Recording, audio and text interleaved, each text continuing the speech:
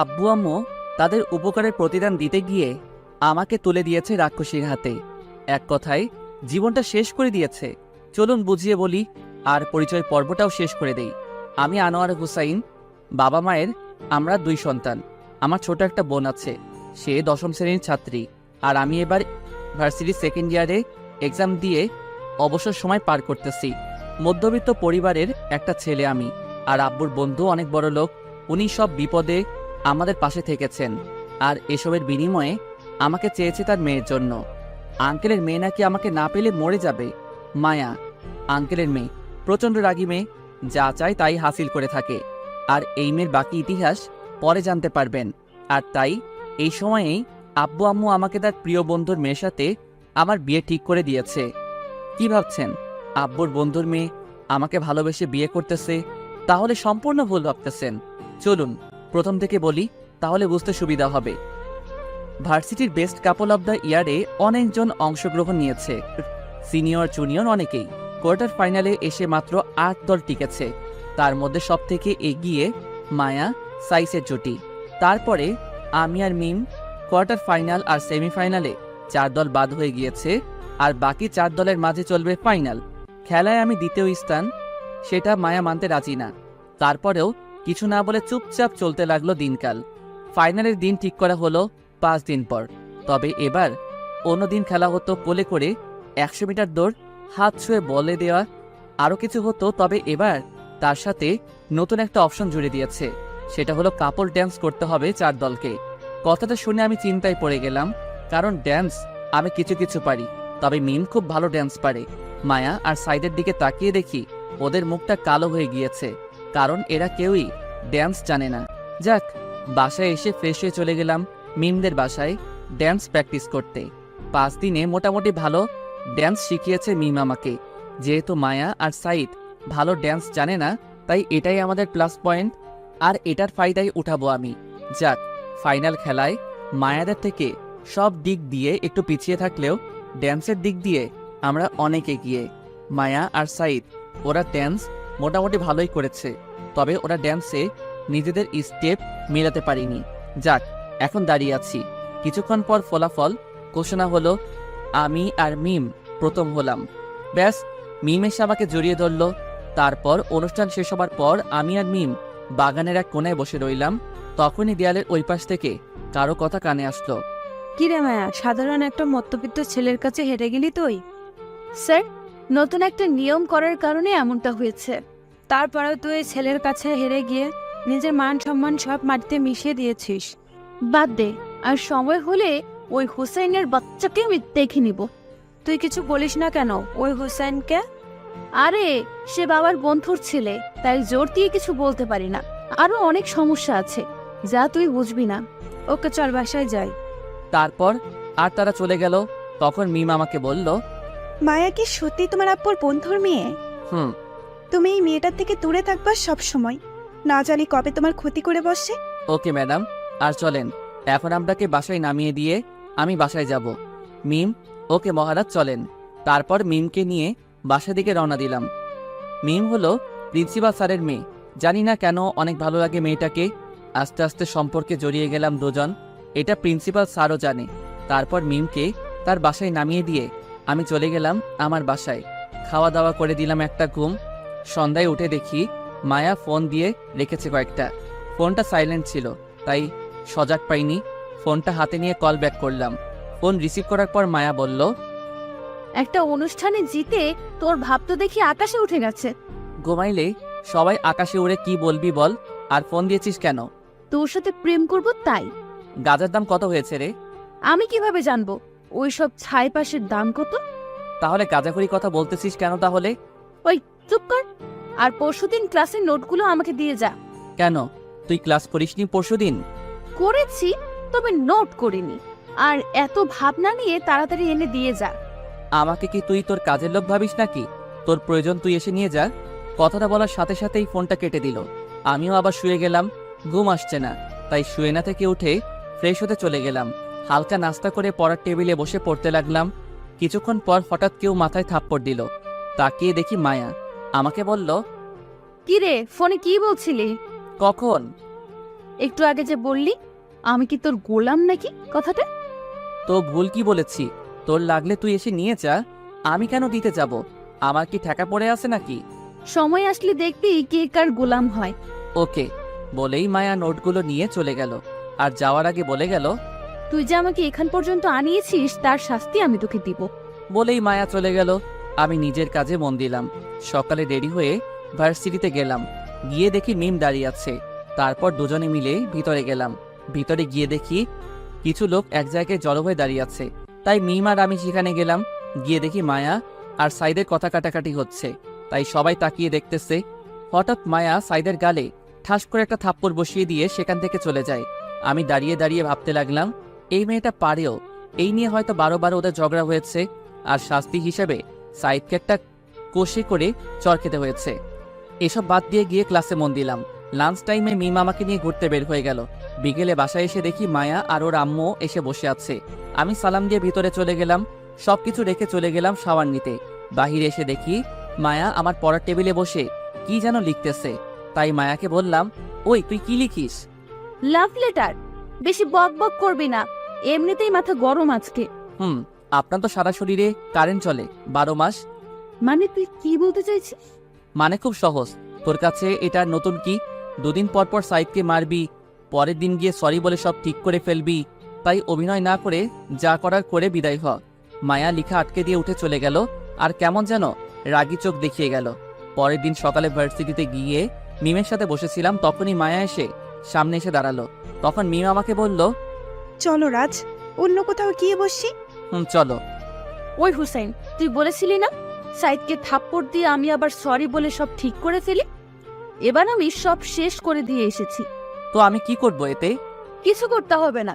শুনে রাখ, এই মায়া কারোর উপর নির্ভর করে বাঁচে না। দেখবো তোর এসব ভাব কতদিন থাকে। বলেই মিমকে নিয়ে সেখান থেকে চলে আসলাম। তারপর দুজন মিলে ক্লাসে চলে গেলাম। বিকেলে ক্লাস শেষ করে গেল প্রিন্সিপাল স্যারের সাথে দেখা করতে। তাই আমি গেটের বাইরে বসেছিলাম। মিম বের হওয়ার সময় কেমন রাগী একটা লুক দিয়ে চলে গেল। কিছুক্ষণ পর এসে আমাকে বলল, হোসেন, তুমি মায়ের থেকে দূরে দূরে থাকবে, ওর সাথে আর কথা বলবে না। কেন, কি হয়েছে?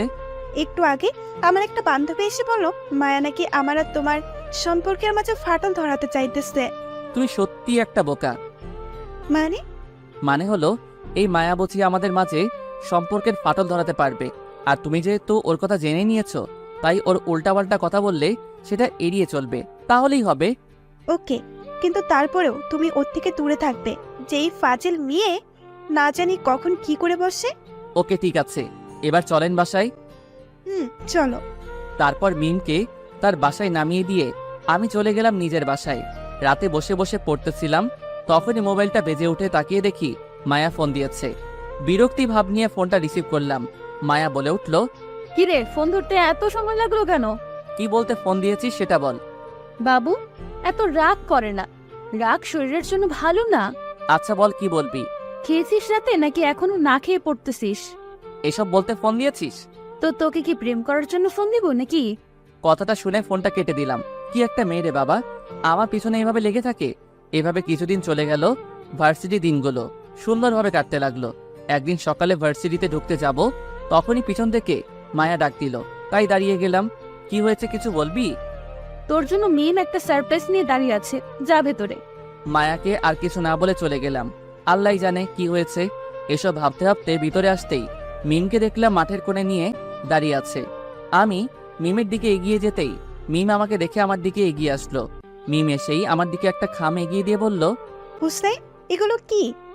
আমি কি তোমাকে কম ভালোবেসেছিলাম যে তুমি আমাকে এত বড় ধোঁকা দিলে? মিমের কথা শুনে কিছু বুঝতে পারতেছি না, তাই খামটা খুলে দেখতে লাগলাম। খামের ভিতরে কিছু ছবি, যেটাতে আমি মায়াকে জড়িয়ে ধরে আছি। এরকম আরো কিছু ছবি আছে। ছবিগুলো দেখে মাথাটা চক্কর দিয়ে উঠল। এটা কিভাবে সম্ভব কিছুই বুঝতেছি না। ছবিগুলোতে ডুব দিলাম। তখনই মিমের মাথায় ঘোর কাটলো। সারা কলেজ জানি তুমি আর মায়া একজন আরেকজনের শত্রু, আর ভেতরে ভেতরে এসব করো। প্লিজ চুপ করো, আমাকে ভাবতে দাও। না, তুমি আগে এটা বলো আমাকে কেন এসবের মাঝে টানলে? আমি কি দোষ করেছি? মিম, তুমি এগুলো পেয়েছো কোথায়? আমার বইয়ের ভেতরে একটু আগে পেয়েছি। বুঝেছি, আসো আমার সাথে। তারপর মিমকে নিয়ে গেলাম মায়ার কাছে। মায়া এক কোনায় ওর বান্ধবীদের সাথে দাঁড়িয়েছিল। আমি গিয়ে মায়াকে জিজ্ঞাসা করলাম, এগুলো কি মায়া? মানে কোনগুলা? দেখ, রাগ উঠাবি না। আর এমন ভাব নিচ্ছিস যে তুই কিছু জানিস না। মায়ার হাতে খামটা ধরিয়ে দিলাম। তারপর মায়া সেগুলো খুলে দেখে আমাকে বলল, দেখ, তোর যদি আমাদের সম্পর্কের কথা কাউকে বলতে লজ্জা পাস তাহলে এতে আমি কি করব? আর এগুলো ব্যাপারে আমি কিছুই জানি না। তোর আর আমার সম্পর্ক মানে? মানে এটা তোকে বলতে হবে? দেখ মায়া, সত্যিটা কি বল, না হলে রাগ উঠলে কি করব তা তুই ভাবতেও পারবি না।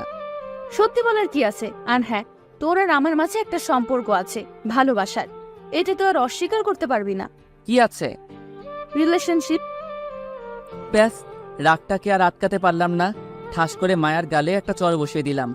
আশেপাশে সবাই হা করে তাকিয়ে রইল আমার দিকে। তাই মায়াকে বললাম, আমাদের রিলেশনের প্রথম উপহার দিলাম। আর যদি আমার আর মিমের মাঝে আসতে চাস তাহলে জানে মেরে ফেলবো, বলে দিলাম। মায়া গালে হাত দিয়ে অবাক হয়ে আমার দিকে তাকিয়ে আছে। আমি মিমকে নিয়ে চলে যাচ্ছিলাম, তখনই তিশা ডাক দিয়ে বলল, তোকে আমি দেখে নিব। আমি ওর কথার কর্ণপাত না করে চলে গেলাম মিমকে নিয়ে।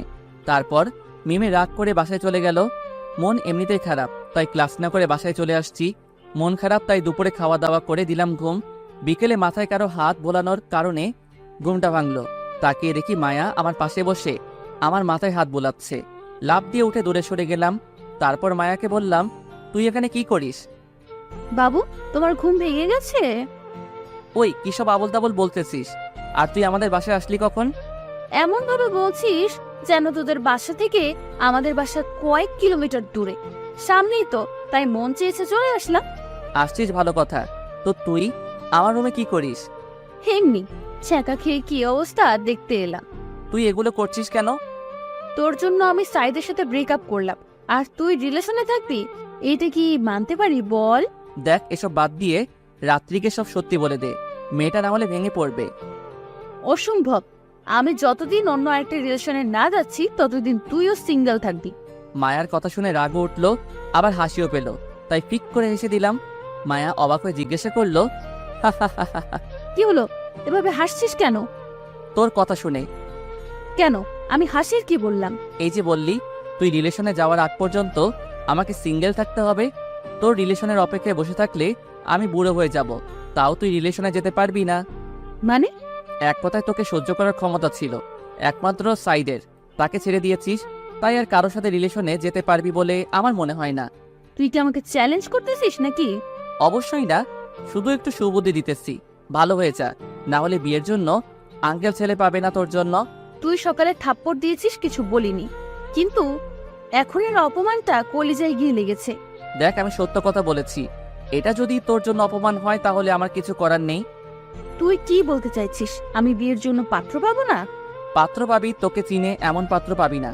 কারণ যারা তোকে চিনে বা স্বভাব সম্পর্কে জানে তারা কখনোই তোকে বিয়ে করবে না।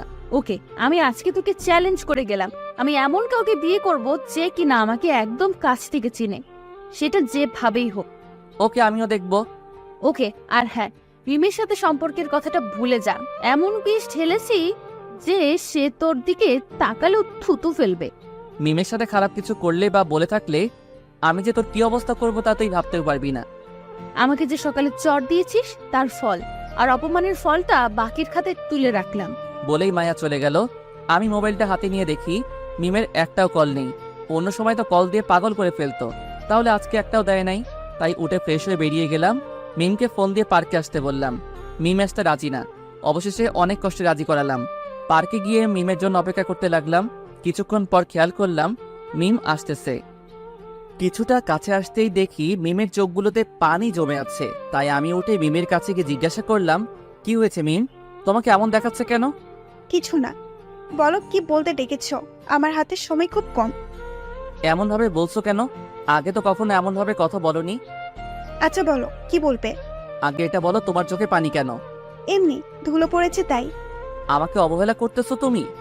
আচ্ছা যা বলার বলো, বাসায় কেউ নেই তাই তাড়াতাড়ি ফিরতে হবে। আসলে মায়া যা বলেছে বা দেখিয়েছে তা সম্পূর্ণ মিথ্যা। আমার আর মায়ার মাঝে এমন কিছুই নেই, আর হবেও না। মিম কিছুক্ষণ চুপ থেকে কি যেন ভাবতে লাগলো। তাই আবার বললাম, প্লিজ মিম, তুমি মায়ার কথা বিশ্বাস করো না। ওই মেয়েটা আমাদের আলাদা করার জন্য এসব বলতেছে। মিম আমার দিকে কিছুক্ষণ মায়াবী দৃষ্টিতে তাকিয়ে থেকে বলল, মায়ার সাথে নাকি তোমার বিয়ে ঠিক হয়ে আছে ছোটবেলা থেকেই। কি? কে বলেছে এই ফাউল কথাটা তোমাকে? মায়া একটু আগেই ফোন করে বলল তোমাকে আমার সাথে ওর বিয়ে ঠিক হয়ে আছে, আর তোমাদের মাঝে নাকি অনেকবার ফিজিক্যাল রিলেশনও হয়েছে। কথাটা শুনে মাথায় আগুন ধরে গেল। মেয়েটা এত নিচে নামতে পারে যা বলার মতো না। তাই মিমকে বললাম, মিম, কিছুদিন আগে তুমি আমাকে বলেছিলে না মায়া আমাদের মাঝে ফাটল ধরাতে চাই? এখন মায়া সেটাই করতেছে। আর তুমি জানো না মায়া জিতার জন্য যে কোনো কিছু করতে পারে বা বলতে পারে। তুমি আগে আমার প্রশ্নের উত্তর দাও, মায়া যা বলেছে সেগুলো কি সত্যি নাকি মিথ্যা? সবগুলো কথা মিথ্যা, আর ওই ছবিগুলো ছিল এডিট করা। তোমাকে বোকা বানিয়ে সে এখন মজা নিচ্ছে। মায়া আসলেই একটা খারাপ মেয়ে। বলেই মিম আমাকে জড়িয়ে ধরলো। আমিও মিমকে জড়িয়ে ধরলাম। তারপর মিমকে বললাম, মিম, তুমি কি আমাকে সত্যিই ভালোবাসো? কেন, সন্দেহ আছে নাকি? না, আসলে তুমি এত সহজে ভুল বুঝে ফেলেছো আমাকে, যার কারণে অনেক কষ্ট পেয়েছি আমি। মায়া এমন ভাবে বলেছিল, আমি তো ভয় পেয়ে গিয়েছিলাম। আচ্ছা চলো, এখন মায়ের সাথে একটু মজা নেওয়া যাক। মানে কি করবে তুমি? দেখতে থাকো। বলেই ফোনটা পকেট থেকে বের করে মায়াকে ভিডিও কল দিলাম। মায়া রিসিভ করে আমাকে বলল, কিরে, এই সময় ফোন দিয়েছিস? মুখটা একটু ভার করে ফেললাম আর হালকা কাদো কাদো ভাব নিয়ে বললাম, ওই তুই মিমকে কি এমন বলেছিস যে সে আমাকে থাপ্পড় দিয়ে চলে গিয়েছে? কিছু মন্ত্র পড়েছি, তাতেই কাজ হয়ে গিয়েছে। আচ্ছা, তোর কি মনে হয় তুই হালকা একটু বা বেশি মন্ত্র পড়লে আমার আর মিমের মাঝে ফাটল ধরাতে পারবি? এই দেখ। বলেই মিমকে টান দিয়ে আমার কাছে আনলাম আর কপালে একটা চুমু এঁকে দিলাম। ব্যাস, মায়া যা বোঝার বুঝে গিয়েছে। মায়া আর কিছু না বলে টুক করে ফোনটা কেটে দিয়েছে। এদিকে আমি আর মিম হাসতে হাসতে শেষ। মিমকে বাসায় নামিয়ে দিয়ে এসে খাওয়া দাওয়া করে দিলাম একটা ঘুম। পরের দিন ভার্সিটিতে যেতেই দেখি মায়া এক কোণে দাঁড়িয়ে আছে। তাই আমি মায়ার সামনে গিয়ে দাঁড়িয়ে বললাম, এইভাবে মন খারাপ করে দাঁড়িয়ে আছিস কেন? এমনি, তোকে বলতে হবে নাকি? জানি। কেন তোর মন খারাপ? যা তো, ফালতু বলিস না। আরে রাগ করিস না, আর যা পারিস না তা করতে গেলে এমনই হয়। আর তুই কিভাবে ভাবলি আমাদেরকে আলাদা করতে পারবি? মায়া এবার কিছু না বলে মুচকি হাসি হেসে দিল আর আমার দিকে খারাপ একটা লুক নিয়ে তাকালো। তাই বললাম, এভাবে তাকিয়েছিস কেন? না, এমনি। আর দেখি তোদের সম্পর্ক কতদিন ভালো থাকে। একবারে শরম হয়নি তোর, নাকি আরো পেতে চাস? বাবু, সেটা সময় বলে দিবে। বলেই মায়া চলে গেল আর আমি দাঁড়িয়ে রইলাম ওইখানেই। তারপর হঠাৎ পিছন থেকে কেউ কাঁধে হাত রাখে। তাকিয়ে দেখি মিম। আমাকে বলল, হুসেন, তুমি এখানে দাঁড়িয়ে আছো কেন? এমনি, চলো ক্লাসে যাই। তারপর মিমকে নিয়ে ক্লাসে চলে গেলাম। তবে মায়া আবার কি করে তা নিয়ে টেনশনে পড়ে গেলাম। যাক, যা হওয়ার তা দেখা যাবে। দুপুরে মিম চলে আসলো। ক্লাস না করে আমি বিকেলে ক্লাস শেষ করে মিমকে নিয়ে একটু ঘুরতে গেলাম মনটা হালকা করার জন্য। তবে মায়ার সেই ভিলেনের মতো হাসিটা ভাবাচ্ছে আমাকে, কি না কি করে নিয়ে টেনশনে আছি। তখনই মিম আমাকে বলল, হুসেন, কি এত ভাবতেছো তুমি? না, আসলে সকালে। তারপর মিমকে সব বললাম। তাই একটু চিন্তা হচ্ছে, ও যেই মেয়ে না জানে কি করে বসে। আরে, এ নিয়ে চিন্তা করো না, ও আর আমাকে ভুল বোঝাতে পারবে না। তুমি আরামে গিয়ে ঘুমিয়ে থাকো। এবার যদি আমাকে ভুল বুঝো তাহলে তোমার সাথে আর কখনোই কথাই বলবো না আমি। ওকে, আর তুমি ওই পেতনিটার থেকে দূরে থাকবে। ওকে। আর মায়া কিছু বললে আগে আমাকে জানাবেন, না জানিয়ে আবার মুখ ফুলে বসে থাকেন না আবার। তুমি মায়াকে বলে দিবে আমার সাথে যেন কথা বলতে না আসে। ওকে, আর কিছু বলতে হবে? আর আমাদের দেখে যেন হিংসা না করে। ওলে পাগলি, সব বলে দিব এখন, ঠিক আছে? ওকে, এইখানে নিয়ে আসলে কেন? তোমাকে কিডন্যাপ করব বলে। শয়তান। চলো একটু হাঁটি, তারপর না হয় যা বাসায় চলে যাব। চলো। কিছুক্ষণ পর হঠাৎ ফোনটা বেজে উঠল। তাকিয়ে দেখি আব্বু ফোন দিয়েছে, তাই রিসিভ করলাম। কিরে, কোথায় তুই? এই তো একটু বাইরে, বাসায় আসবো একটু পরে। তাড়াতাড়ি আয়, কাজ আছে একটু। ওকে, আসতেছি। বলেই ফোনটা কেটে দিলাম। তখনই মিম আমাকে বলল, বাসায় যেতে বলেছি নাকি? হুম। ওকে চলো, আজকে বাসায় চলে যাই, পরে আরেকদিন আসবো। ওকে চলো। তারপর মিমকে তার বাসায় নামিয়ে দিয়ে আমি চলে গেলাম আমার বাসায়। কলিং বেল দিতেই ছোট বোন এসে দরজা খুলে দিল। ভিতরে যেতেই অবাক হয়ে গেলাম, কারণ ভিতরে মায়া, আঙ্কেল, আন্টি সহ আমাদের পরিবারের সবাই বসে আছে। আজকে তো অনুষ্ঠান বা এমন কোনো বিশেষ দিন নেই, তাহলে সবাই একসাথে বসে এই বাড়িতে। মায়ের দিকে তাকিয়ে দেখি ম্যাডাম আমাকে দেখে লজ্জা পাচ্ছে, এমন ভাব করতেছে। আমি অবাক হব নাকি?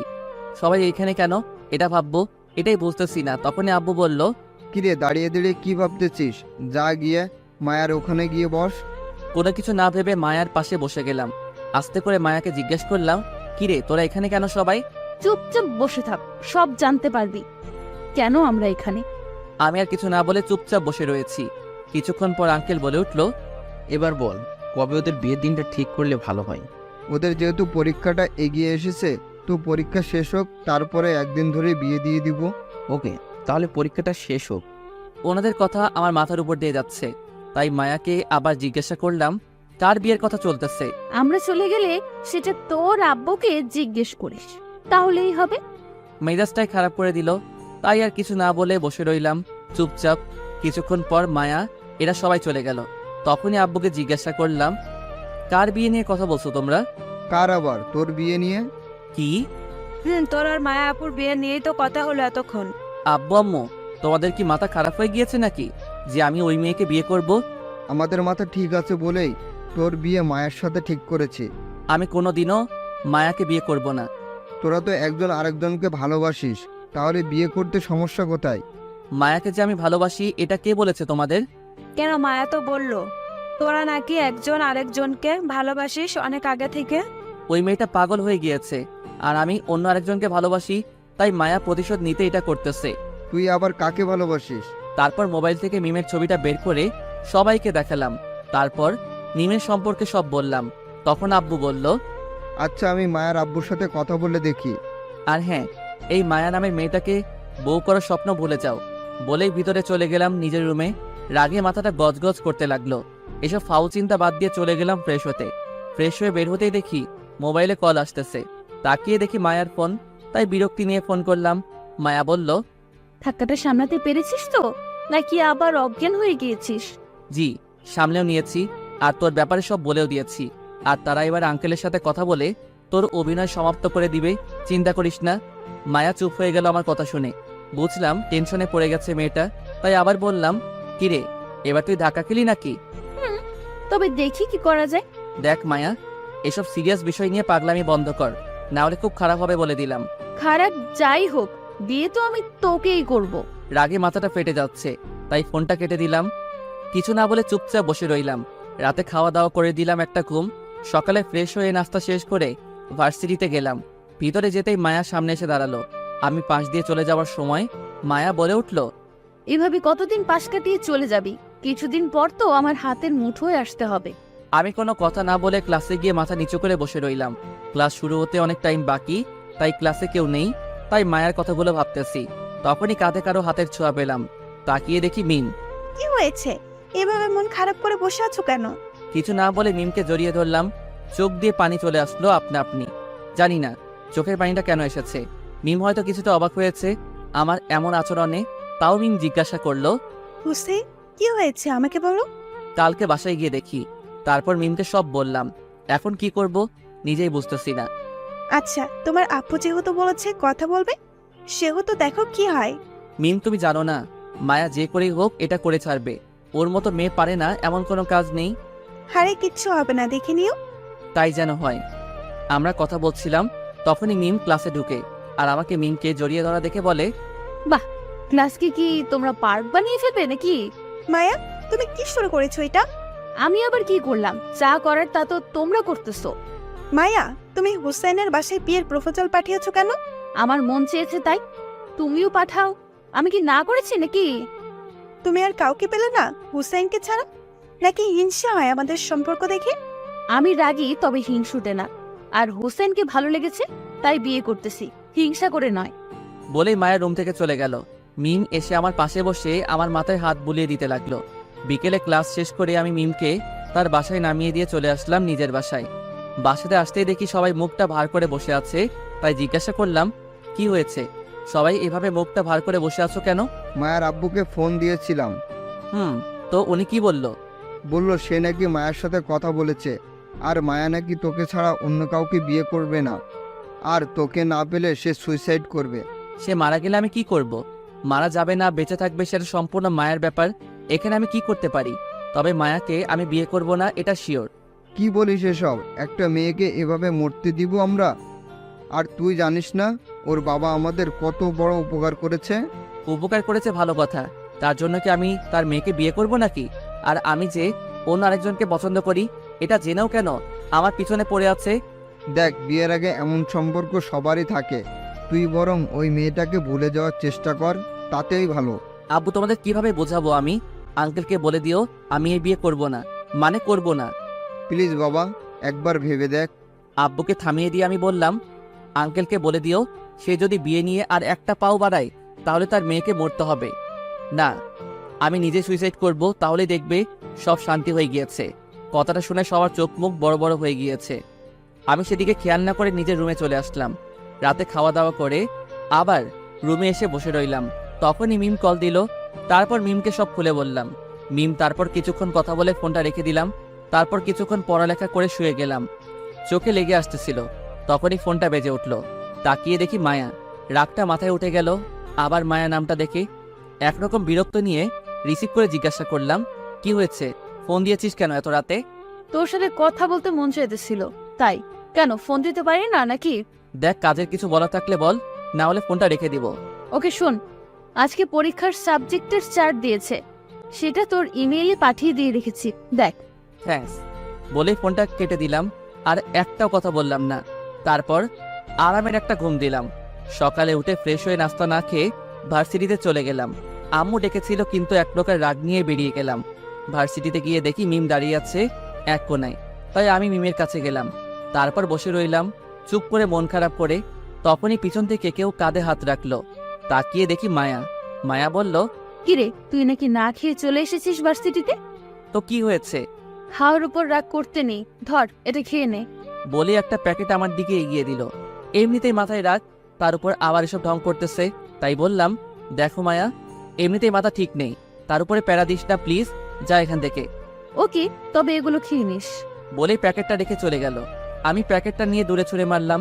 তখনই মিম আমাকে বলল, হুসেইন, তুমি খেয়ে আসোনি সকালে? আবার তুমি শুরু করো না প্লিজ। না, চলো গিয়ে খেয়ে আসি, আর সব ঠিক হয়ে যাবে, দেখো। এখন চলো খেয়ে আসি। তারপর মিমের জোরাজোরির কারণে যেতে হলো খেতে। নাস্তা শেষ করে চলে আসলাম ক্লাসে। বিকেলে ক্লাস শেষ করে বাসায় আসতে দেখি সবাই চুপচাপ করে বসে রয়েছে। আমি কাউকে কিছু না বলে রুমে গিয়ে ফ্রেশ হয়ে খেতে আসলাম। এভাবে দুদিন কেটে গেল। স্বাভাবিকভাবেই ভাবলাম আঙ্কেল হয়তো এই বিষয়টা নিয়ে আর এগোবে না, কিন্তু শুক্রবার আজকে, তাই সবকিছু বন্ধ। বিকেলে নিচে সবাই মিলে টিভি দেখতেছি। এমন সময় আঙ্কেল ফোন দিয়েছে আব্বুর মোবাইলে। আব্বু ফোন রিসিভ করে কথা বলতে লাগলেন। আব্বু আঙ্কেলকে বোঝাতে চাইতেন, কিন্তু আঙ্কেল বোঝার পাত্রই না। আব্বু তখন ফোনটা লাউড স্পিকারে দিয়ে সবার সামনে রাখলেন। তখন আঙ্কেল বললেন, দেখ, তুই হুসাইনকে যেভাবেই হোক রাজি করা, না হলে মায়া আমাকে হুমকি দিয়েছে যে 1 সপ্তাহের মধ্যে যদি বিয়ের দিন তারিখ ঠিক না হয় তাহলে সে নিজেকে শেষ করে দিবে। তুই মায়ের মাকে একটু বুঝিয়ে বল। আমি তাকে অনেক বুঝিয়েছি, কিন্তু কোনো লাভ হয় নাই। তার একটাই কথা, বিয়ে পরীক্ষার হলেই চলবে, তবে 1 সপ্তাহের ভিতরে। বিয়ে কবে হবে সেই দিন তারিখ ঠিক করতে হবে। দেখ, এখন আমরা যেদিকেই যাই সেদিকেই বিপদ। বিয়ে ঠিক না করলে মায়াকে হারাতে হবে, আর ঠিক করলে আমার ছেলেকে হারাতে হবে। দেখ, তুই কি করবি জানি না, তবে হুসাইনকে যে করেই হোক বিয়েতে রাজি করাতে হবে। আমি কি করব নিজেই বুঝতেছি না। দেখ, তুই হুসাইনকে বল, প্রয়োজন পড়লে আমার সব সম্পত্তি আমি হুসাইনের নামে করে দিব, তাও আমার মেয়েকে বাঁচা। দেখো, হুসাইন এসবে রাজি হবে না, আর তুই মায়াকে বুঝিয়ে বল যেন পাগলামি না করে। আরে সে কি কথা শোনার মেয়ে নাকি? ও যা বলবে তাই, না হলে কি করে বাকিটা তো তুই জানিসই। দেখো, যেদিকেই যাব সেদিকেই বিপদ দেখতে পাচ্ছি। আমি কি করব কিছুই বুঝতেছি না। দেখ, যেভাবেই হোক হুসাইনকে আমার মেয়ের জন্য চাই। প্রয়োজনে আমি সারা জীবন তোকে যা উপকার করেছি তার বিনিময় হিসেবে হলেও তোর ছেলেকে আমার মেয়ের জন্য চাই, তাও আমি মায়াকে হারাতে পারবো না। কথাটা বলে আঙ্কেল ফোনটা কেটে দিল। আর আমি কথাটা শুনে স্তব্ধ হয়ে গেলাম। উনি বিনিময়ে আমাকে চাইতেছে? কি বলবো, নিজেই ভাষা হারিয়ে ফেলেছি। আব্বুর দিকে তাকিয়ে দেখি মুখটা কালো হয়ে আছে। আমাকেও কিছু বলতে পারতেছেন না, আর ওইদিকেও সামলাতে পারতেছেন না। সবাই থ মেরে বসেছিলাম। তখনই আব্বু বলে উঠল, এবার বলো, আমি কোন দিকে যাব? নিজেকে আজ বড় অপরাধী মনে হচ্ছে। আব্বু আঙ্কেলের সাথে কথা বলে দেখি কি হয়। তুই আর কি বলবি? দেখলি না উপকারের বিনিময় হিসেবে তোকেই চাইতেছি। আমি আর কিছু বলার ভাষা খুঁজে পেলাম না। উপকারের বিনিময় দিতে হবে এইভাবে তা জানতাম না আমি। এসব ভাবতেছি, তখনই আব্বু বলে উঠল, সব সমস্যা আমাকে ঘিরে। আমি না থাকলে সব ঠিক হয়ে যাবে। তোকে বা মায়াকে কাউকে মরতে হবে না, আমি মরে গেলে সব ঠিক হয়ে যাবে। বলেই আব্বু নিজের রুমে চলে গিয়ে দরজা বন্ধ করে দিল। আম্মু আর ছোট বোন গিয়ে দরজা ধাক্কাতে লাগলো। আমি তখনও জিম মেরে বসে আছি। মিমকে ছাড়া বাঁচার কখনো কল্পনাও করিনি। আর এখন বিয়েতে রাজি না হলে হয়তো আব্বুকে হারাতে হবে। কি করব কিছুই বুঝতেছি না। এমন মনে হচ্ছে নিজের ভিতরে টেনশন বেশি হওয়ার কারণে সেটা জ্যাম হয়ে গিয়েছে। পরিস্থিতি আগে সামলাতে হবে। তাই উঠে আব্বুর দরজার সামনে গিয়ে বললাম, আব্বু আমি বিয়ে করব মায়াকে, তাও তুমি কিছু করো না প্লিজ। কিছুক্ষণ পর আব্বু বেরিয়ে এসে আমাকে জড়িয়ে ধরে বলল, তুই আমাকে ছোট হওয়া থেকে বাঁচালি। আমি কিছু না বলে রুমে চলে আসলাম। এসে ওয়াশরুমে ঢুকে গেলাম। পানির ট্যাপটা ছেড়ে দিয়ে মুখটা ধুয়ে নিলাম। চোখ দিয়ে পানি পড়তে লাগলো। মনে মনে ভাবতে লাগলাম, আবারও এক মধ্যবিত্ত হেরে গেল পৃথিবীর নিয়মের মাঝে। এসব ভাবছিলাম আর চোখ দিয়ে পানি পড়ছিল। কিছুক্ষণ পর ওয়াশরুম থেকে বেরিয়ে আসলাম। ঠিক করে নিলাম যে হয়তো সুখে থাকতে পারবো না মায়াকে বিয়ে করে, তবে সবাইকে খুশি তো রাখতে পারবো, এতেই অনেক কিছু। তবে এটা করলে যে মিমের কাছে অপরাধী হয়ে যাব, এটা তাদের কিভাবে বোঝাবো? আমি কি করব তা নিজে জানি না। হয়তো একজনের কাছে অপরাধী হব, তবে সবাইকে সুখে রাখতে পারবো, এতেই অনেক। রাতে খাওয়া দাওয়া করে বিছানায় শুয়ে ভাবতে ভাবতে কখন ঘুমিয়েছি তা নিজেও বলতে পারি না। সকালে কারো ফোনে ঘুম ভাঙলো। তাকিয়ে দেখি মিম। বুকটা ধাক করে উঠলো, তাও রিসিভ করলাম। মিম বলল, কি জনাব, ঘুম ভাঙেনি? এই তো। আচ্ছা, আজ থেকে নাকি আর ক্লাস হবে না, তাই ভার্সিটিতে আর যাওয়ার দরকার নাই। ওকে, তুমি বিকালে একটু দেখা করতে পারবে? কোথায় আসতে হবে বলো? তুমি নদীর পাড়ে এসো। ওকে। তারপর আরো কিছুক্ষণ কথা বলে ফোনটা রেখে দিলাম। উঠে ফ্রেশ হয়ে নিচে গিয়ে নাস্তা করে নিলাম। তারপর আঙ্কেলের বাসার দিকে রওনা দিলাম। যাওয়ার পর আঙ্কেল আন্টির সাথে কৌশল বিনিময় করে জিজ্ঞাসা করলাম, আন্টি মায়া কোথায়? সে তো ঘুমাচ্ছে। কেন, কোনো কাজ আছে নাকি? না আন্টি, ওর কাছে আমার একটা খাতা আছে, সেটা নিতে এসেছি। আচ্ছা, তুমি যাও, গিয়ে নিয়ে আসো। আমি আর কিছু না বলে সোজা উপরে চলে গেলাম মায়ার রুমে। গিয়ে দেখি এখনো ঘুমাচ্ছে। ঘুমন্ত অবস্থায় মায়াকে কেউ দেখলে বলবে না মায়া এমন কাজ করতে পারে, কারণ ঘুমালে মায়াকে অনেক মায়াবী লাগে। মায়াকে হালকা করে ডাক দিতে সে আমাকে বলল, কি রে, তুই আমার রুমে এত সকালে? সূর্য আজ কি কোন দিকে উঠলো? ছাদে আয়, তোর সাথে কথা আছে আমার। বলে আমি ছাদে গিয়ে দাঁড়িয়ে রইলাম। কিছুক্ষণ পর মায়া এসে আমাকে বলল, কি রে, কি বলবি বল? প্লিজ এসব কাহিনীগুলো থামা, আমি আর নিতে পারতেছি না। তুই কিসের কথা বলছিস? দেখ, ভাব ধরিস না প্লিজ। আর আমি হার মেনেছি তোর কাছে। এখন থেকে তুই যা বলবি আমি তাই শুনবো। তাও এসব ড্রামা বন্ধ কর। আমি তোকে বিয়ে করব, এখানে ড্রামা আসবে কোথা থেকে? আমি সিরিয়াসলি তোকে বিয়ে করব। বললাম তো আমি হার মেনেছি। প্রয়োজন পড়লে তোর পাগুলো দে, আমি তোর পা ধরে ক্ষমা চাইব। আর তুই যা বলবি তাই শুনবো, প্রমিস? ভেবে বলছিস তো? বল কি করতে হবে এর বিনিময়ে? বাসার সবাই যেভাবে বলছে, তুইও তাদের কথা মতো আমাকে বিয়ে করে নে, ব্যাস, এটাই দাবি। মায়ার কথায় রাগ উঠতে লাগলো আমার। যেই কথাটাই বলি সে সেই কথাটাকে ঘুরিয়ে এই জায়গাতেই আনে। নিজের রাগটাকে কন্ট্রোল করে বললাম, আচ্ছা বিয়ে করা ছাড়া কি আর কোনো উপায় নেই? আছে তো। তাহলে এতক্ষণ কথা না ঘুরিয়ে এটা উপায়টা বললেই তো পারতি। বল কি উপায়? আমাকে বউ বানিয়ে নে। মাথাটা নষ্ট হয়ে যাবে এই মেয়ের সাথে কথা বললে। তাই আর না বাড়িয়ে চলে আসলাম বাসায়। বিকেলে পার্কে মনমরা হয়ে বসেছিলাম। তখনই মিম এসে পাশে বসে গেল। আমাকে এভাবে বসে থাকতে দেখে জিজ্ঞাসা করলো, এভাবে বসে আছো কেন? কিছু না বলে মাথাটা নিচের দিকে চুপচাপ বসে রইলাম, কারণ মিমকে কি বলবো এটাই ভেবে পাচ্ছি না। তখন মিম আবার বলল, হোসেন, কি হয়েছে তোমার? আমাকে খুলে বলো। আবার নতুন করে কি কিছু হয়েছে? নতুন করে কিছু হয়নি, যা ছিল তা শেষ করে ফেলেছে মায়া, আর আমি হেরে গিয়েছি মিম। মানেটা একটু খুলে বলো প্লিজ। কালকে বিকেলে মিমকে সব বললাম, বলেই চুপ করে গেলাম। মিমের চোখের কোণে পানি জমে আছে, কিন্তু হাত দেওয়ার অধিকারটা হয়তো হারিয়ে ফেলতেছি।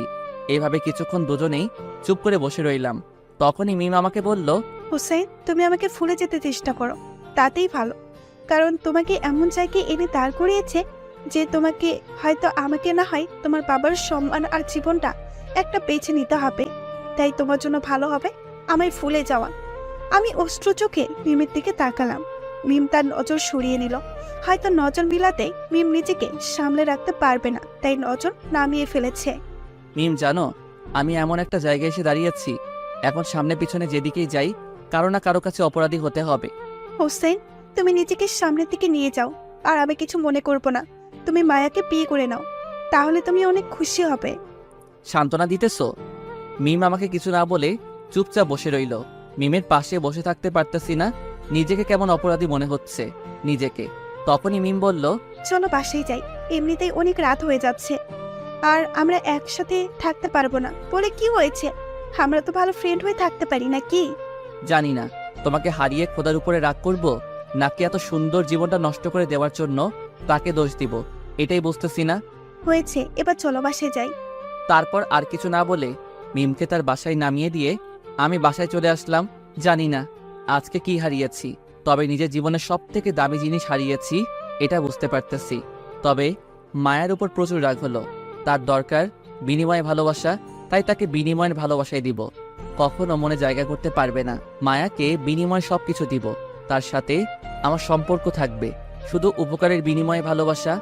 মায়াকে আর তুই না, এখন থেকে আপনি করে বলবো, কারণ সে সব ভেঙে দিয়েছে শুধু বিনিময়ের ভালোবাসা চেয়ে। পরের দিন সকালে ভার্সিটিতে গিয়ে এক কোণে বসেছিলাম, তখনই মায়া এসে বলল, কি রে, আজকে তোর নায়িকা কোথায়? দেখতে পাচ্ছি না। কিছু না বলে চুপচাপ বসে রইলাম। তখনই মায়া আবার বলল, কি রে, কথা কানে যায় না? জি বলেন, আমি শুনতেছি। আমার মুখ থেকে আপনি শুনে মায়া হয়তো চমকে গিয়েছে, ওর মুখে রিয়াকশন এটাই বলতেছে। নিজেকে সামলে নিয়ে মায়া বলল, ওই, তুই আমাকে আপনি করে বলছিস কেন? আরে আপনার বাবা আমাদের এত উপকার করেছে, তাহলে আমি আপনাকে তুই বা তুমি কি করে বলি বলেন? খোঁচা দিতেছিস নাকি? আরে না, আপনারা বিনিময়ে আমাকে চেয়েছেন, আমি তো বিয়েতে রাজি হয়ে গিয়েছি, এতে খোঁচা দেওয়ার কি আছে? দেখ, তোর আপনি আমার ভালো লাগতেছে না, আর এসব ঢং বাদ দে। দেখুন, আপনারা উপকার করেছেন তাই সম্মান প্রাপ্য, আর আমি ঢং করতে যাব কেন? আমি তো রিয়েলিটিতে চলতেছি, আর তাই যদি কেউ উপকার করে তাকে সম্মান দিয়ে কথা বলতে হয়। ওকে, ডাকতে থাক, আর সম্মান দেওয়া ভালো। বলেই মায়া উঠে চলে গেল। আমি সেই জায়গাতেই বসে রইলাম। এভাবে কেটে গেল কিছুদিন। এর মাঝে বিয়ের দিন ঠিক হয়ে গিয়েছে, আমার পরীক্ষাও প্রায় শেষ। আমি পরীক্ষার মাঝে নিজেকে ব্যস্ত রাখার চেষ্টা করলাম, আর ওরা যা বলে তাতেই তাল মিলিয়ে চলতে লাগলাম, কারণ যা হারাবার তা তো হারিয়ে ফেলেছি। হয়তো ওই দিনই জীবনের শেষ দিনটাও কাটিয়ে নিয়েছিলাম। পরীক্ষার শেষ দিনে মায়া সবাইকে বিয়ের কার্ড দিয়ে দাওয়াত দিতে লাগলো। সবাই শকড হলো আমার আর মায়ার বিয়ের কথা শুনে। পরীক্ষা শেষ আজকে, তাই বাসায় এসে ঘুমিয়ে গেলাম। আর এক সপ্তাহ পরে বিয়ে। সন্ধ্যায় ঘুম ভাঙলো, মাথায় হাত দিয়ে বুলিয়ে দিতেছে।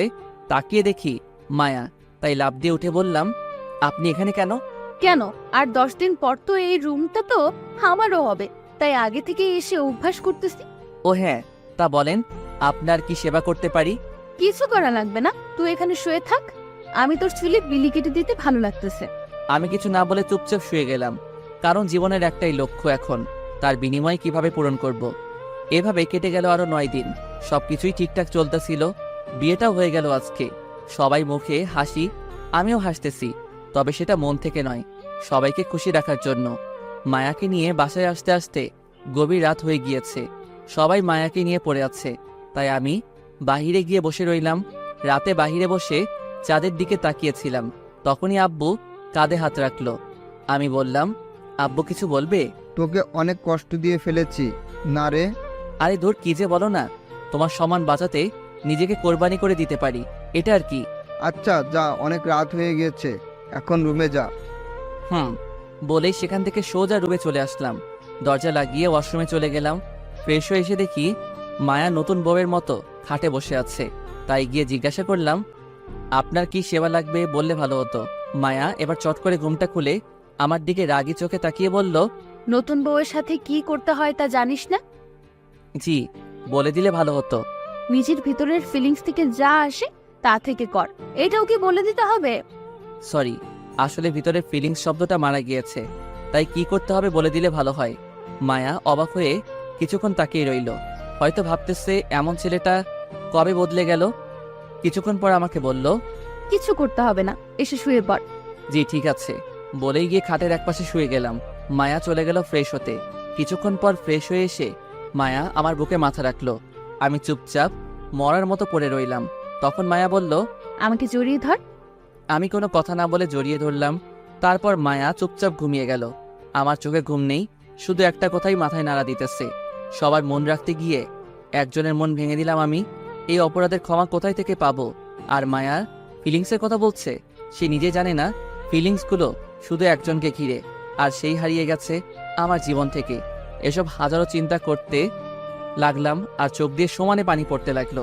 কখন যে সকাল হয়ে গেল নিজেও জানি না। হঠাৎ মায়ার বুকের মাঝে নড়াচড়া দিয়ে উঠল। বুঝলাম মায়ার ঘুম ভাঙতেছে। আমি হাত দিয়ে চোখের পানিগুলো মুছে ঘুমের ভান ধরে চোখটা বন্ধ করে নিলাম। মায়া উঠেই নিজেকে আমার থেকে ছাড়িয়ে নিল। তারপর হঠাৎ করে আমি নিজের গালে নরম ঠোঁটের ছোঁয়া অনুভব করলাম। তারপর মায়া চলে গেল। আমি তাকিয়ে দেখি ওয়াশরুমে চলে গিয়েছে ফ্রেশ হতে। কিছুক্ষণ পর ফিরে এসে আসার শব্দ পেলাম, তাই আবার চোখ বন্ধ করে শুয়ে রইলাম। কিছুক্ষণ পর মায়া আমাকে ডাক দিল। ঘুম ভেঙেছে এমন একটা ভাব নিয়ে তাকালাম। তখনই মায়া বলল, তুই রাতের বেলায় ঘুমের মধ্যে কিস করলি কেন আমাকে? মায়ার কথা শুনে আমি টাসকি খেয়ে এলাম। কাল রাতে আমি ঘুমালাম কখন? নাকি মায়া ভাব নেওয়ার জন্য বলেছে? এসব ভাবতেছি তখন মায়া আবার বলল, কিরে, উত্তর দিচ্ছিস না কেন? সরি, আসলে ঘুমের মধ্যে মানুষ কি করে তা তো বলতে পারে না, তাই ভুল করে হয়ে গিয়েছে, মাফ করে দিবেন প্লিজ। ওকে, যা উঠে ফ্রেশ হয়ে আয়। ওকে বলেই উঠে চলে গেলাম ফ্রেশ হতে। ফ্রেশ হয়ে এসে রেডি হবার পর মায়া আর আম্মুকে নিয়ে নাস্তা করতে গেলাম। আমি চুপচাপ গিয়ে নাস্তা করতে বসে গেলাম। ওইদিকে মায়াকে নিয়ে সবাই মজা করতেছে। এসব কেমন যেন বিরক্ত লাগতেছে, তাই হালকা কিছু খেয়ে রুমে চলে আসলাম। কিছুতেই ভালো লাগতেছে না। আমার পিছন পিছন মায়াও রুমে আসলো। এসে আমাকে বলল, রুমে চলে আসলি কেন? আসলে ভালো লাগতেছিল না তাই চলে আসছি। কেন, কোনো সমস্যা হয়েছে নাকি? সবাই কেমন করে যেন তাকিয়ে দেখতেছিল তোর চলে আসার দিকে।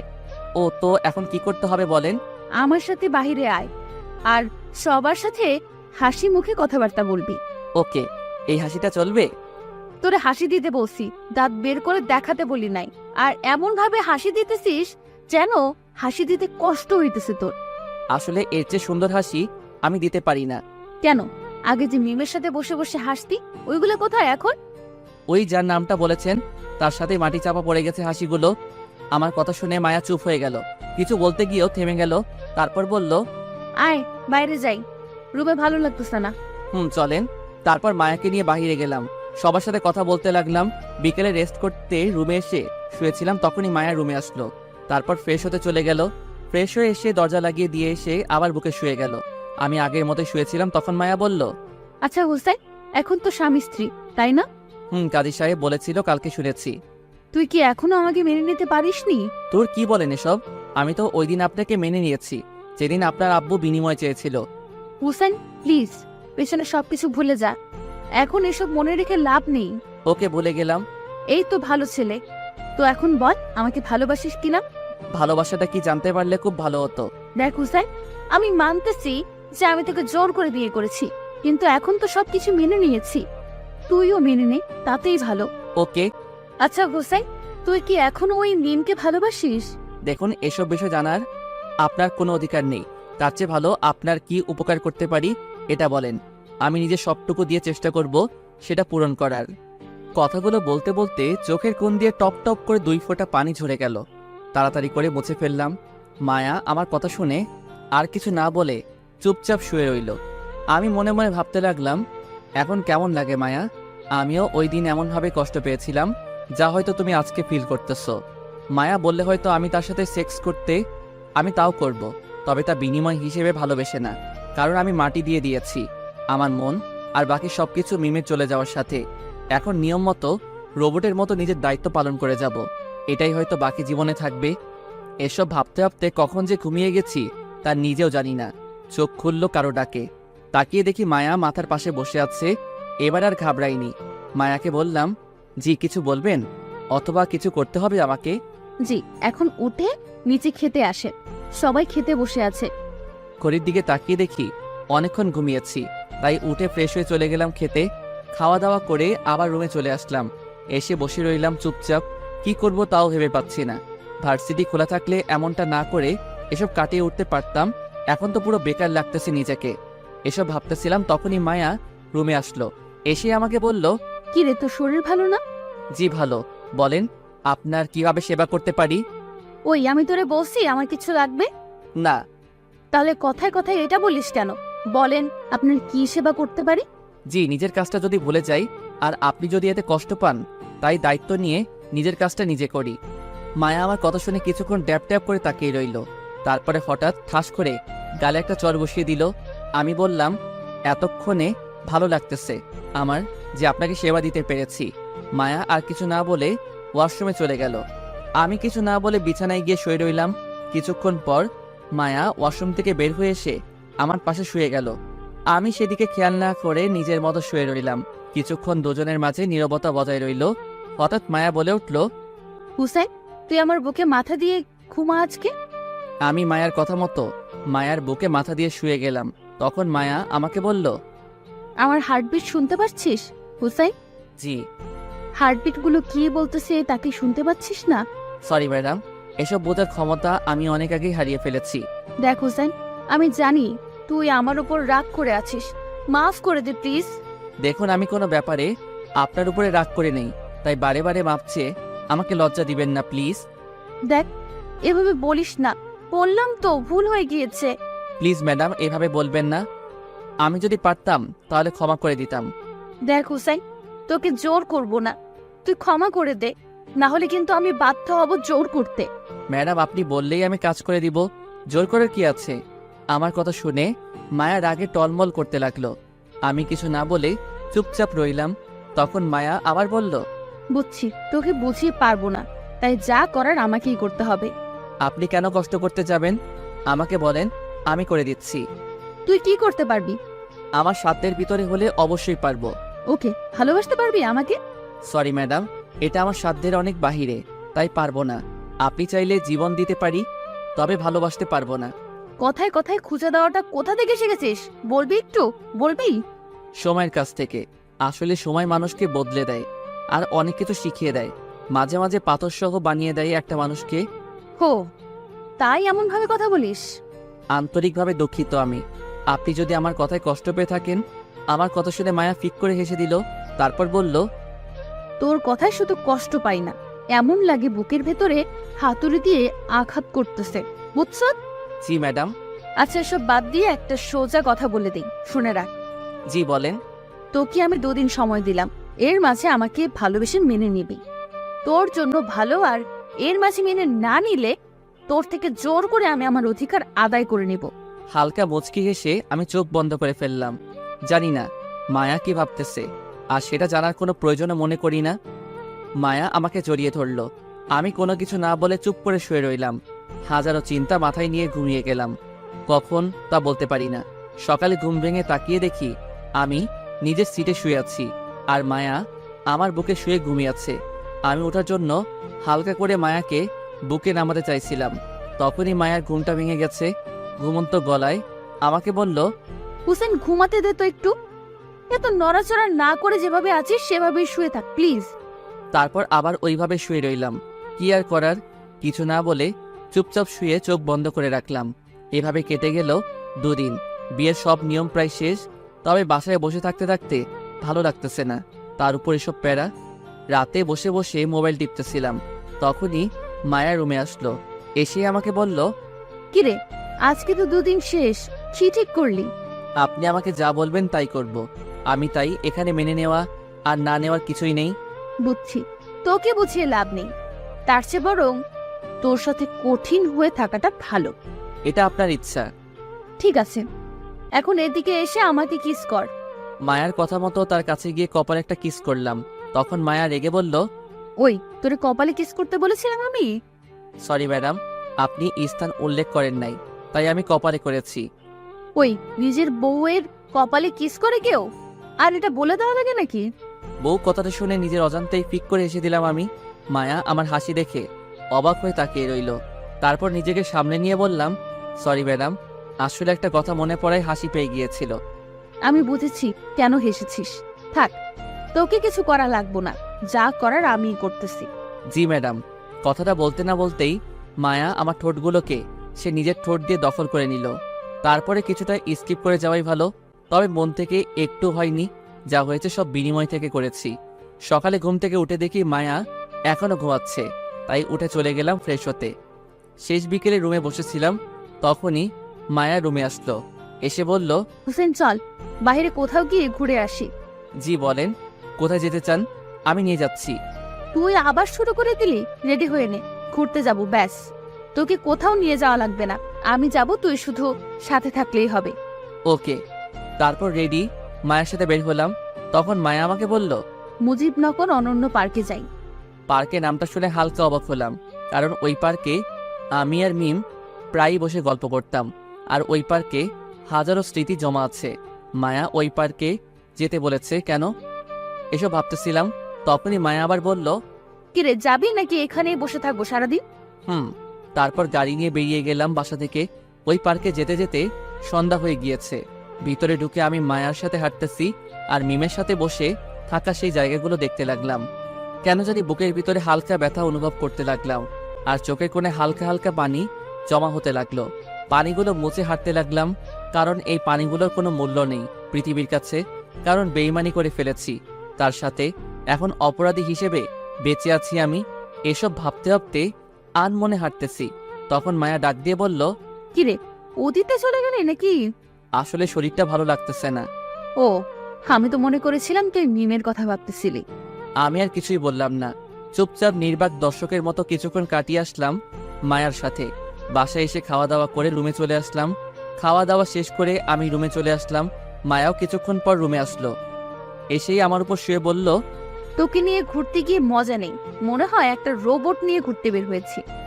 আমি কিছু না বলে চুপ করে শুয়ে রইলাম আর মায়ার কথাগুলো শুনতে লাগলাম। মায়ার এবার আমার সামনে উঠে দাঁড়িয়ে গেল। তারপর আমাকে বলল, আচ্ছা হুসাইন, আমরা হানিমুনে গেলে ভালো হবে বলতো? ম্যাডাম আমি কি বলবো বলেন, আপনি যেখানে যেতে চান আমিও সেখানেই যাব। আচ্ছা, তুই এমন করে কথা কেন বলিস বলতো? আচ্ছা বাদ দে সব, চল আমরা সিলেটে গিয়ে ঘুরে আসি। ওকে। মায়া চলে গেল ফ্রেশ হতে। কিছুক্ষণ পর আমার চোখটা লেগে আসলে ঘুমিয়ে গেলাম। সকালে ঘুম ভাঙলো মায়ার ডাকে।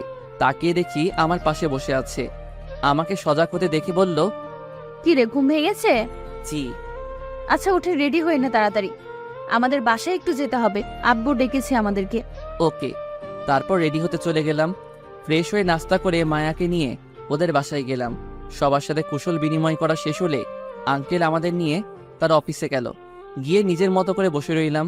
কিছুক্ষণ পর মায়া আমাকে বলল, তোকে এখানে আব্বু কেন নিয়ে এসেছে জানিস? না কেন? আজকে আব্বু তার সব সম্পত্তি তোর আর আমার নামে লিখে দিবে। মায়ার কথা শুনে ফিক করে হেসে দিলাম। হাসি থামিয়ে রাখতে না পেরে হেসে দিয়েছি। মায়া অবাক হয়ে গেল আমাকে হাসতে দেখে। তারপর বলল, ওই হাসতেছিস কেন? আপনারা সবাই পারেনও বটে। মানে?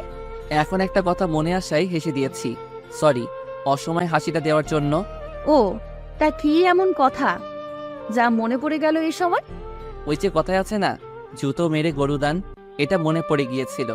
হুসাইন, তুই এখানে শুরু হয়ে যাস না প্লিজ, বাসায় গিয়ে যা বলার বলিস। সরি ম্যাডাম, আমি তো মাত্র সত্যটা বললাম। তোরে নিয়ে আর পারি না সত্যি। বলেই মায়া রুম থেকে বেরিয়ে চলে গেল। আমিও সেই আগের মতোই বসে রইলাম। দুপুরে মোটামুটি অনেক লোকজন এসে উপস্থিত হলো, আরও অনেক রকম আয়োজন। বিকেলে আমার আর মায়ার নামে আঙ্কেল তার সব সম্পত্তি করে দিল। আমি কিছু না বলে শুধু মায়ার পাশে দাঁড়িয়েছিলাম। সবকিছু শেষ করে সন্ধ্যা হয়ে গেল। বাসায় আসতে আসতে বাসায় এসে ফ্রেশ হতে চলে গেলাম। ফ্রেশ হয়ে বেরিয়ে দেখি মায়া খাটে শুয়ে আছে। আমাকে দেখে বলল, কি রে, কেমন গেল দিনটা? ভালো। বলেই রেডি হতে লাগলাম। তখনই মায়া পেছন থেকে আমাকে জড়িয়ে ধরল। আমি কিছু না বলে নিজের কাজ করতে ব্যস্ত। তখনই মায়া বলল, হুসেন তুই এমন করিস কেন? একটু ভালোভাবে কথা বললে কি হয়? সরি। আচ্ছা শোন, আর তো 1 মাস পরে রেজাল্ট দিবে, চল এই সময়টাতে হানিমুন শেষ করে আসি। ওকে। তাহলে 3 দিন পর আমরা যাব ঘুরতে, ঠিক আছে? মাথা নেড়ে হ্যাঁ বলে দিলাম। তারপর মায়া চলে গেল ফ্রেশ হতে। আমিও বসে বসে মোবাইল টিপতে লাগলাম। তারপর কেটে গেল এইভাবে 1 মাস। এদিকে রেজাল্টও বেরিয়ে গিয়েছে। হানিমুন সহ বাকি সবকিছু শেষ করে ফেললাম। কিন্তু মায়ার সাথে সেই আগের মতোই আচরণ করি, একটু বদলাইনি। কারণ মায়া যা করেছে তা ক্ষমা করার না। তবে এটা ভেবে ভালো লাগতেছে যে কালকে ভার্সিটিতে গিয়ে মিমকে দেখতে পাবো। এসব ভাবতে ভাবতে ঘুমিয়ে গেলাম। সকালে উঠে ফ্রেশ হয়ে নাস্তা শেষ করে ভার্সিটির উদ্দেশ্যে বেরোতে যাব। তখনই মায়া পিছন থেকে ডাক দিয়ে বলল, আমাকে নিয়ে যাবি নাকি বউকে রেখেই চলে যাবি? আমি কিছু না বলে চুপচাপ দাঁড়িয়ে রইলাম। কিছুক্ষণ পর মায়া আসলে তাকে সাথে নিয়ে ভার্সিটিতে গেলাম। ভিতরে গিয়ে সবার সাথে কথা বলে চুপচাপ ক্লাসরুমে বসে রইলাম। কিছুক্ষণ পর ক্লাস শুরু হয়ে গেল, কিন্তু মিম এখনো আসেনি। বিকেলে ক্লাস শেষ করে গেটের কাছে দাঁড়িয়ে দেখতে লাগলাম মিম আসলে এসেছে কিনা, কিন্তু না, মিমকে দেখতে পাইনি। অবশেষে তিশাকে আসতে দেখে সেখান থেকে সরে গিয়ে একটু দূরে দাঁড়িয়ে রইলাম। তারপর মায়াকে নিয়ে বাসায় চলে আসলাম। মিমকে দেখতে না পেয়ে মনে একটা ভয় কাজ করতে লাগলো। তাও নিজেকে সান্ত্বনা দিয়ে বললাম, আজকে হয়তো আসেনি, কালকে আসবে। এসব ভাবতেছিলাম, তখনই মায়া বলল, কিরে, কি এত চিন্তা করতেছিস? না এমনি। ও আচ্ছা, ঘুমা। তারপর এসব ভাবতে ভাবতে ঘুমিয়ে গেলাম। সকালে উঠে ফ্রেশ হয়ে মায়াকে নিয়ে ভার্সিটিতে গেলাম। মায়া ভিতরে চলে গেল। আমি মাঠের এক কোণে দাঁড়িয়ে নীরবে দু চোখে মিমকে খুঁজতে লাগলাম, কিন্তু মিমের নাম গন্ধ নেই। কাউকে কিছু জিজ্ঞাসা করতে পারতেছি না, তাই নীরবেই চারপাশে দেখতে লাগলাম।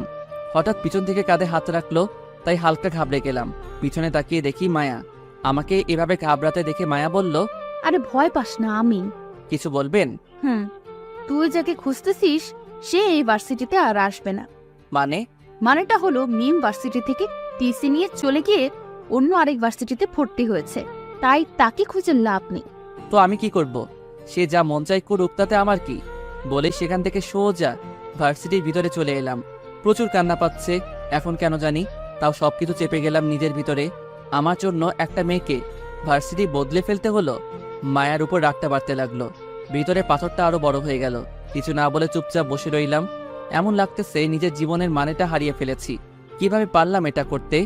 এখন খোদার কাছে একটাই দোয়া, মরণটা যেন তাড়াতাড়ি হয়। নিজেকে নিজের ভিতর বন্দি করে নিয়েছি। কিভাবে পার করব এই অপরাধ বোধটা নিয়ে? এভাবে চলতে লাগলো দিনগুলো। নিজেকে এখন অনেক শক্ত করে নিয়েছি। মায়া এখনো পারিনি আমার ভালোবাসা আদায় করতে। এইভাবে কেটে গেল 6 মাস। বিকেলে আমি ঘুমাচ্ছিলাম, তখনই মায়া এসে ডাকতে লাগলো। আঙ্কেল নাকি হঠাৎ অসুস্থ হয়ে গিয়েছে, তাই উঠে হসপিটালে গেলাম। শেষ রাতের দিকে আঙ্কেলের সাথে কথা বলার সুযোগ হয় সবার। আঙ্কেল সবার সাথে কথা বলে শেষে আমাকে আর মায়াকে তার কাছে ডেকে নিয়ে যায়। ভিতরে গিয়ে আঙ্কেলের পাশে বসতেই আঙ্কেল আমাকে বলল, হুসাইন, আমি যতদিন পর্যন্ত সুস্থ না হই ততদিন তুমি আমার অফিসটা সামলাও বাবা। আঙ্কেল, মায়া সবকিছু সামনে নিবে, আপনি চিন্তা করবেন না। দেখো, মায়ে বা তুমি দুজনের একজন সামনে নিও, এতটুকুই। আর ভার্সিটির পড়া শেষ হলেই তোমাকে অফিসে বসতে হবে না, মনে রেখো। আমি কিছু না বলে চুপচাপ বসে রইলাম। তারপর আরো কিছুক্ষণ কথা বলে রুম থেকে বেরিয়ে আসলাম। তখন মায়া বলল, আমি মেয়ে হয়ে অফিস সামলাবো আর তুই কি করবি? দেখুন, আপনার আব্বুর অফিস, তাই আপনি সামলালেই ভালো হবে, না হলে পরে আবার। কথাটা বলতে গিয়েও থেমে গেলাম। তারপর বললাম, তার চেয়ে ভালো আপনি সামলান। মায়া হয়তো বুঝতে পেরেছে কি বলতে চেয়েছি, তাই রাগী মুখ নিয়ে আমার দিকে তাকিয়ে বলল, তুই না বলিস আমি যা বলবো তুই তাই শুনবি? বলেন, কি করা লাগবে? কাল থেকে বাবা সুস্থ হওয়ার আগ পর্যন্ত তুই অফিস সামলাবি। কি আর করার, তাই হ্যাঁ বলে দিলাম। তারপর সকালে বাসায় চলে আসলাম। এসে ফ্রেশ হয়ে চলে গেলাম অফিসে।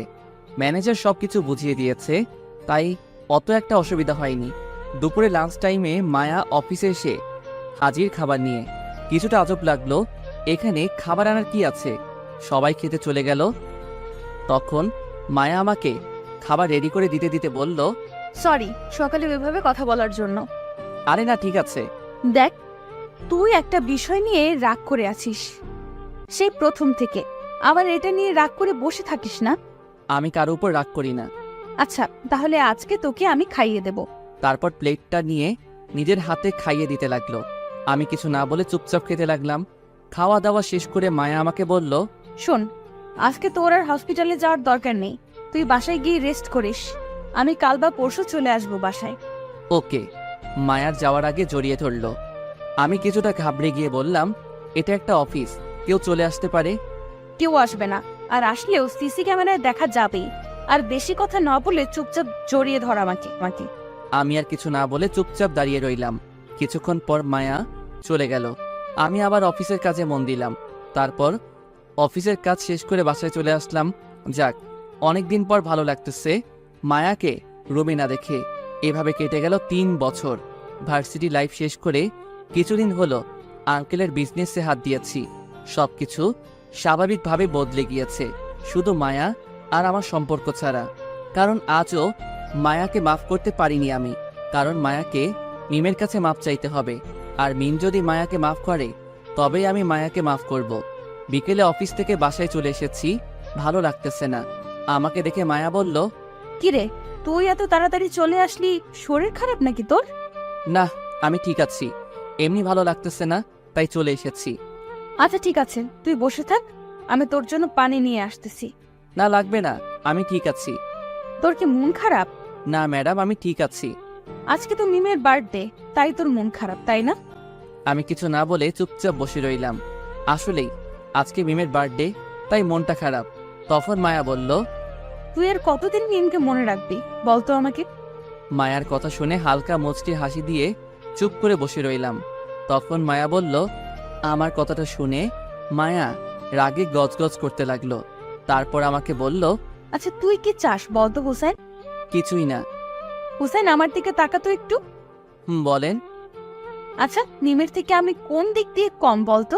উল্টো মিমের চেয়ে আমি আরো বেশি সুন্দর, তারপরও কেন এমন করছিস? আপনি বাহির দিয়ে মিমের থেকে সুন্দর এটা মিথ্যা না, তবে মিমের ভিতরে যে সৌন্দর্য তার কাছে ধারাও যেতে পারেননি আপনি। মায়া এসে আমার কোলে বসে আমার গালে হাত দিয়ে নরম সুরে বলল, আচ্ছা বল, কি করলে তুই আমাকে ক্ষমা করবি? দেখুন, আপনি আমার সাথে কোনো অন্যায় করেননি যে আপনাকে আমি মাফ করব, সো বাদ দেন এসব। আচ্ছা আমি যদি মিমের কাছে ক্ষমা চেয়ে নেই, তাহলে কি তুই আমাকে ক্ষমা করে দিবি? আমি কিছু না বলে চুপচাপ বসে রইলাম। মায়া আমার দিকে কিছুক্ষণ তাকিয়ে থেকে গালে একটা কিস করলো। আচ্ছা আমি মিমকে খুঁজে বের করে তার কাছে ক্ষমা চেয়ে নেব, তারপর তোকে বোঝাবো কত ধানে কত চাল। বলে উঠে চলে গেল মায়া, আর আমি ফ্রেশ হতে চলে গেলাম। দুদিন পর দুপুরে অফিসে বসে কাজ করতেছি। তখনই দরজায় কেউ নক করলো, তাই বললাম, ইয়েস কামিং। তখনই দরজা ঠেলে মিম রুমে আসলো। আমি অবাক হয়ে গেলাম মিমকে 4 বছর পর দেখে। মিম রাগী মুখ নিয়ে আমার দিকে এগিয়ে এসে আমার গেলে ঠাস করে একটা চড় বসিয়ে দিল। একে তো এত বছর পর মিমকে দেখে অবাক হয়েছি, তার উপর চড় মারায় পুরাই টাসকে খেয়ে গেলাম। তাই কিছু না বলে চুপচাপ দাঁড়িয়ে রইলাম। তখন মিম বলল, তুমি কিভাবে পারলে এত বছর আমাকে মনে রেখে মায়াকে কষ্ট দিতে? আমি কি বলবো বুঝতে পারতেছি না, তাই চুপ করে রইলাম। আমাকে চুপ থাকতে দেখে মিম বলল, বিয়ে 4 বছর হয়েছে তোমাদের, আর তুমি আজও আমাকে মনে রেখে মায়াকে কষ্ট দিচ্ছ? কিভাবে পারলে এত বছর আমাকে মনে রাখতে? কেন তুমি মনে রাখোনি আমাকে? আমার প্রশ্ন শুনে মিম কিছুটা অপ্রস্তুত হয়ে গেল, একদম চুপ হয়ে গেল। তখন আমি বললাম, কিছু প্রশ্নের উত্তর থাকে না, তাই এসব প্রশ্ন করো না প্লিজ। আচ্ছা হোসেন, ভুলে যাও পেছনের সব কিছু, আর আমি মায়াকে ক্ষমা করে দিয়েছি। এবার তুমিও মায়াকে মেনে নাও প্লিজ। মাথা নেড়ে হ্যাঁ বললাম। তখন মিম বলল, আর হ্যাঁ, আমি এখন আর তোমাকে ভালোবাসি না, আমি ভালোবাসি আমার স্বামীকে। ভালো। শোনো হোসেন, সব গল্পের ইতি হবে এমনটা তো কোথাও লেখা নেই। কিছু গল্প অসমাপ্তই, তাতে কি? আচ্ছা তোমাকে এখানে এনেছে কে? কে আবার? মায়া গিয়েছিল কালকে আমার শ্বশুর বাড়িতে, ওইখানে গিয়ে আমাকে সব খুলে বলেছে, সাথে আরেকটা কথাও বলেছে। কি কথা? আমাদের ভালোবাসার কাছে নাকি মায়া হেরে গিয়েছে। কথাটা শুনে একগাল হেসে দিলাম। মিমও হেসে দিল আমার সাথে সাথে। তখনই মায়া রুমে ঢুকলো, আর আমাকে হাসতে দেখে রাগী মুখ করে বলল, ওই আমি যখন হাসতে বলি তখন ওই হাসিগুলো কোথায় থাকে? আমি হাসি থামিয়ে দিয়ে চুপ হয়ে গেলাম। তখন মিম বলল, হোসেন, তুমি মায়াকে একবার ভালোবেসে দেখো, সে আমাকে ফুলিয়ে দেবে, এত ভালোবাসবে তোমাকে। কিছু না বলে শুধু মাথা নেড়ে হ্যাঁ বললাম। আচ্ছা তাহলে আমি এখন আসছি, সন্ধ্যায় আবার দেখা হবে। ওকে। তারপর মিম চলে গেল। মায়া আমার দিকে রাগী চোখ করে তাকিয়ে বলল, আমি হাসতে বললে তুই বলিস আমি হাসতে পারি না, আর এখন অন্যের বউয়ের সামনে তো ঠিকই হাসাহাসিতে মেতে উঠেছিস, লুচ্চা কোথাকার। এই জন্যই তোর আর মিমের মাঝে আকাশ জমিন পার্থক্য। মানে আবার কি করলাম? দেখ মিম, এত বছর পরে আমাকে দেখে এখনো তুমি করে বলে, আর তুই এখনো স্বামীকে সম্মান দিতে শিখলি না। নিজের হাজবেন্ডকে কেউ তুই তুকারি করে? দেখ, এমনিতেই 4 বছর জ্বালিয়েছিস, এখন এসব ফাউল কথা বললে খুশি মেরে নাক ফাটিয়ে ফেলবো। ওকে, মিমকে কি রাতে বাসায় আসতে বলেছিস নাকি? আর চল, এখন অফিসের সবাইকে ছুটি দিয়ে বাসায় যেতে হবে, প্রচুর কাজ করতে হবে। কিসের কাজ? আমার কথা শুনে মায়া কেমন যেন অবাক হয়ে আমার দিকে তাকালো। তাই আবার জিজ্ঞেস করলাম, কিসের কাজ? আর সবাইকে এই দুপুরে ছুটি দিতে যাব কেন? আর তুই এভাবে অবাক হয়ে তাকিয়ে আছিস কেন? স্যার, আজকে আমাদের বিয়ের 4 বছর পূর্ণ হয়েছে, তা হয়তো আপনার মনে নেই। কথা শুনে আকাশ থেকে পড়লাম। সত্যি তো, আজকে 4 বছর হয়েছে। নে, এবার কি বলি? মায়া বলল, এখন বিয়ের তারিখ ভুলে গিয়েছিস, পরে কে জানে আমাকেই ভুলে যেতে পারিস। আচ্ছা, এই কারণে মিম বলেছিল রাতে বাসায় আসবে। এই নে, অফিসের সবাইকে এই কার্ডগুলো দিয়ে আয়। তারপর অফিসের সব স্টাফদের ইনভাইট করে বাসায় চলে আসলাম। এসে সবকিছু রেডি করতে লাগলাম। রাতে আয়োজন সবকিছু শেষ করে রুমে গেলাম প্রায় শেষ রাতের দিকে। তবে আগামীকাল শুক্রবার, তাই সকালে অফিস নেই, মাথায় চিন্তাও কম। ফ্রেশ হয়ে খাটে এসে শুয়ে মোবাইল টিপতে লাগলাম। তখনই মায়া রুমে আসলো, এসে ফ্রেশ হতে চলে গেল। মায়া ওয়াশরুমে যাওয়ার পরেই আমি মোবাইলটা রেখে ঘুমের ভান ধরে শুয়ে গেলাম। কিছুক্ষণ পর মায়া হঠাৎ আমার বুকে হাত রাখলো, তারপর বুকের লোমগুলো জোরে একটা টান মারলো। ব্যাস, ঘুমের ভান ছুটে গেল। ব্যথায় কাকিয়ে উঠে মায়াকে জিজ্ঞেস করলাম, মেরে ফেলবি নাকি? কি নাটক করা শেষ? নাটক করলাম কখন? আর এভাবে লোমে ধরে টান দিয়েছিস কেন? মন চেয়েছে তাই। আর একটা কথা বলবো বলে তোকে সজাগ করেছি। কি বলবি বল। তুই নিজের কানটা এদিকে আন। মায়ের মুখের কাছে কানটা নিয়ে বললাম, বল এবার। তোর ছোট বোন একটা ভাতিজা চায়। সত্যি বলতেছিস? তাই তো তোকে বললাম। ওর শখ কি পূরণ করবি তুই? মায়া মাথা নেড়ে হ্যাঁ বলে মাথাটা নিচু করে রাখলো। তাই আমি বললাম, তো কি আর করার, চল। ছোট বোনের আবদার বলে কথা, তারপরে যা হওয়ার তাই। আর পড়া লাগবে না।